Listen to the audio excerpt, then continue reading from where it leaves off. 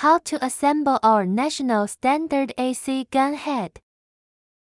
First, you need to assemble the gun head and press the lever. Then put on the lever.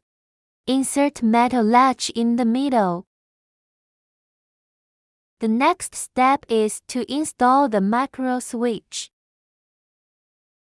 The button of the macro switch. At the same time, otherwise also the gun head cannot and then there's the wiring. Wear the dust cover, tail cover, waterproof ring, and lock wire buckle in sequence without teeth. Next up are the crimp terminals. The ground wire is a wire that needs to be connected. You also need to wear them together when wearing heat shrinkable tubes. Terminals require professional stamping equipment. None of these can also be used by welding. Due to the power of charging piles up if to the wiring is there not is virtual connection phenomenon.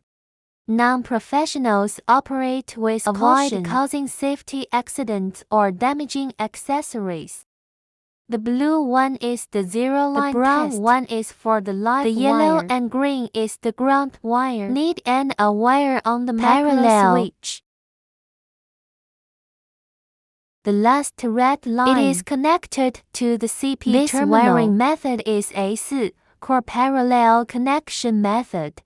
Connection method in addition. Talk about these two connection methods separately later terminals in the video. On the corresponding pressing plate. Both sets of the terminal are neutral wire N the and above live two card signal terminals CC and CP respectively.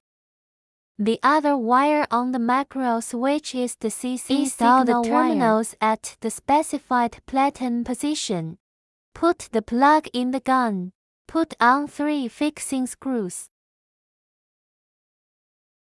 Attention is needed here. Touch point must be in the middle of the gun head. Just buckle this cover up. Put the 2 small screws on the cover plate. If you can hear the crisp switch sound.